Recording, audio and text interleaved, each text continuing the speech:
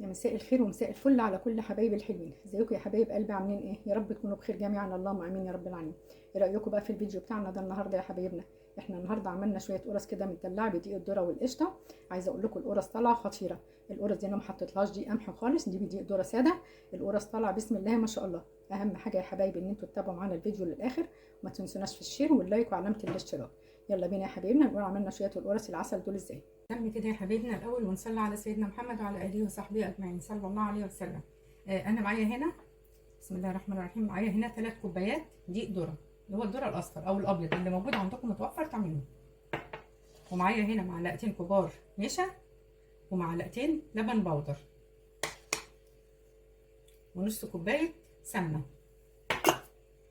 كوبايه زبادي، بيضايه، وطبعا قشطه. اول حاجه كده يا حبايبنا هنزل هنا بعلبه الزبادي. بسم الله الرحمن الرحيم.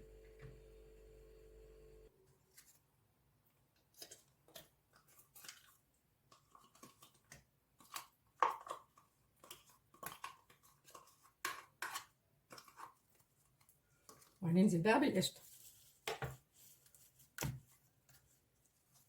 هنزل كده يا حبايبنا بحوالي 3 معالق قشطه. ادي واحده، ادي الثانيه، ادي كده 3 معالق قشطه. الاول حاجه هقلب القشطه مع الزبادي.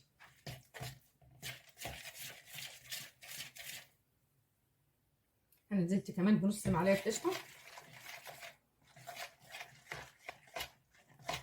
عايزه اقول لكم ان القشطه بتدي طعم جميل قوي لاي معجنات.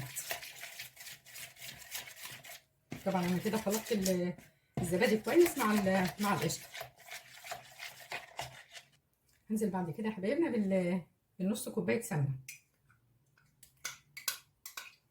ممكن تحطوا سمنه بلدي، ممكن تحطوها مخلطه يعني صناعي مع بلدي، دي اللي متوفر عندكم يا حبايبنا.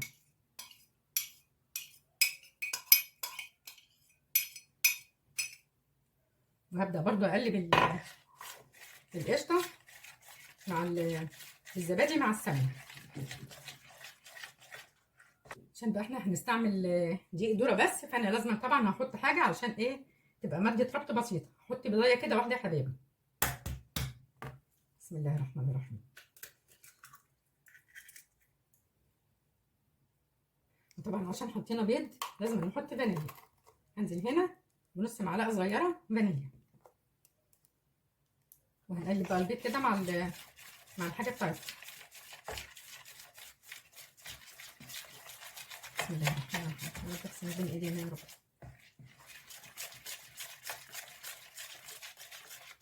هبدا بقى كده انزل بالثلاث كوبايات دي. هنزل كده باول كوبايه بسم الله الرحمن الرحيم. طبعا هننزل بقى بالسنه شويه الملح الصغيرين، ذره ملح صغيره زي ما انتم شايفين كده اهو. وهبدا انزل بمعلقه صغيره بيكنج باودر، معلقه صغيره بيكنج باودر. وهنبدا نقلب كده اول كوبايه.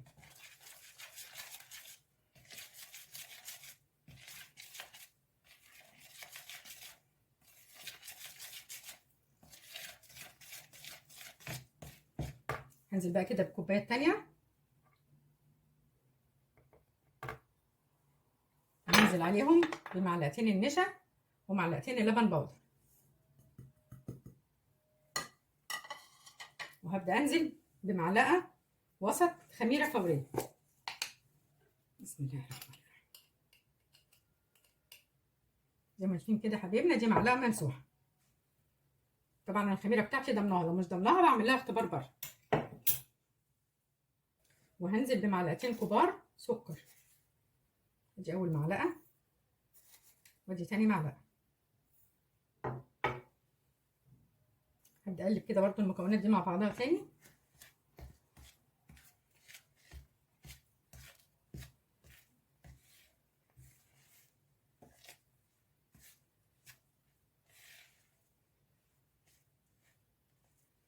هنزل بقى كده يا حبايبنا بالكوبايه الثالثه دقيق الذره.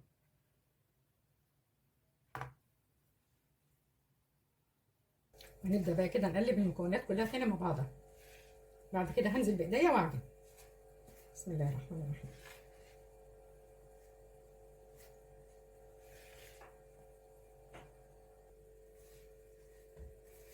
عايزه اقول لكم ان المعجنات الدقيق دول ما بتتعجنش كتير.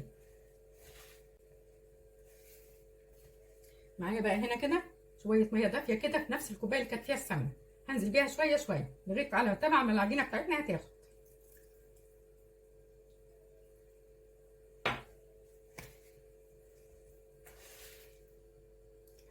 زي ما انتم شايفين كده انا اخدت تقريبا تلت الكوبايه ميه. انا عايزه اقول لكم ان ممكن تبدلوا الميه بلبن حليب. عجينه الدقيق الذره بتبقى بتلزق شويه.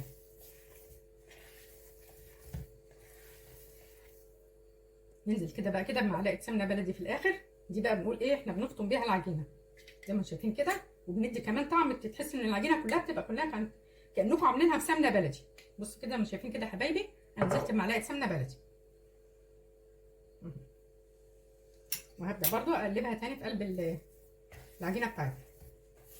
خلي بالكم ان العجينه بتاعت الدقيق الذره بتبقى بتلزق شويه زي ما انتم شايفين كده، بيبقى فيها تلزيقه بسيطه. بتختبروها بالايد الثانيه بتلاقي الايد الثانيه طلعت زي ما انتم شايفين كده نضيفه.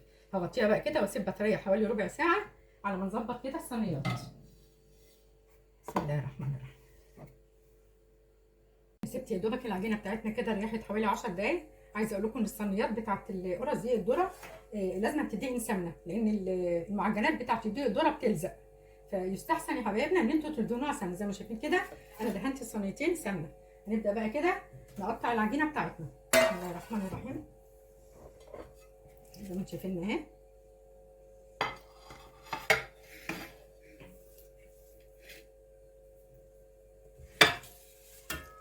انتوا بقى حجم القرصه اللي انتوا عايزينها صغيره عايزينها كبيره، دي حاجه ترجع لكم.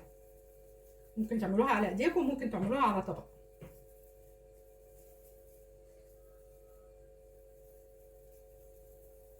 تاخدوا القطعه كده يا حبايبنا اهي وتلفوها كده في قلب ايديكم. بسم الله الرحمن الرحيم اهي.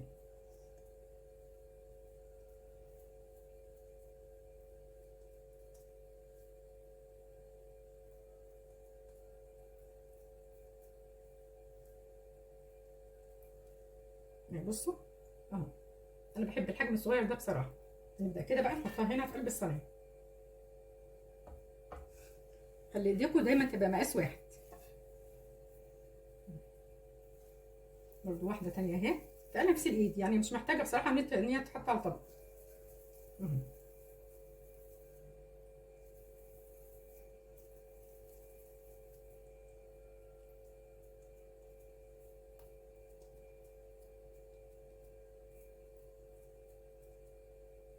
السمك بتاعها زي ما انتم شايفينه كده يا حبايبنا اهي، يعني حوالي تقريبا نص سنتي اهو.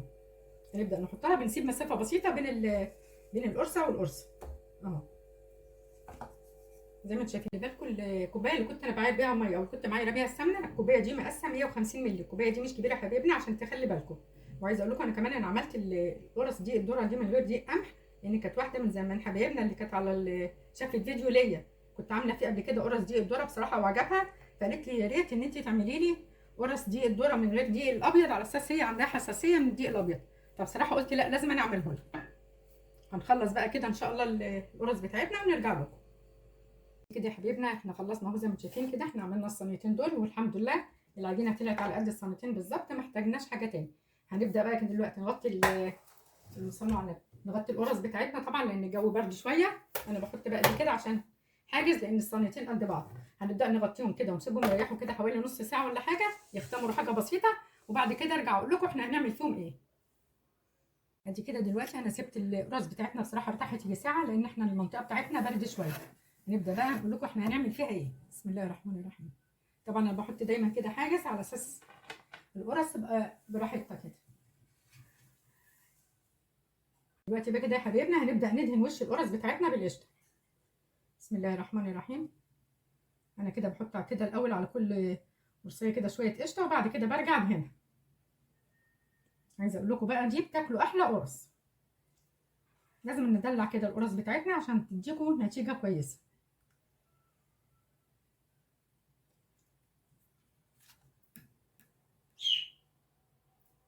عصافير الحلوين بيصبحوا عليكم. لان احنا ما نقدرش نعمل فيديو غير لما عصافيرنا يصبحوا عليكم.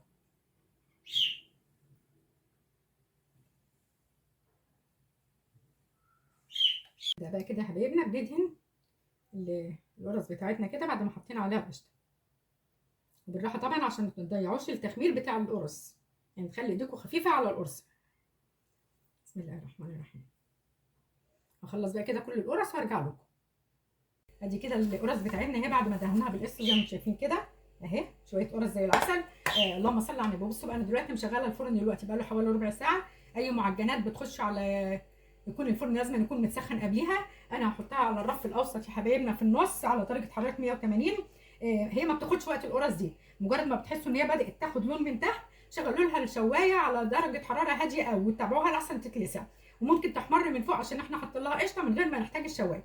مجرد ان شاء الله ما هتخرج يا حبايبنا القرص دي انا هوريها لكم. ادي كده يا حبايبنا اهي القرص بعد ما خرجت من الفرن، بس هو القرص طالع بسم الله ما شاء الله زي ما شايفين كده القرص طالعه زي الفل. تبرد بس كده يا حبايبي وهوريها لكم. ادي كده يا حبايبنا القرص هي دومك هديت بس شويه من السخونيه زي ما شايفين كده القرص طالعه بسم الله ما شاء الله. شايفين القرص؟ بسم الله الرحمن الرحيم. القرص طالعه تحفه وريحتها في منتهى الامل. طبعا انتوا عارفين بقى القشطه بتعمل ايه في القرص. عايزه اقول لكم بقى يا حبايب قلبي لو الفيديو بتاعنا عجبكم ما تنسوناش في الشير واللايك وعلامه الاشتراك. اترككم في رعايه الله والسلام عليكم ورحمه الله وبركاته.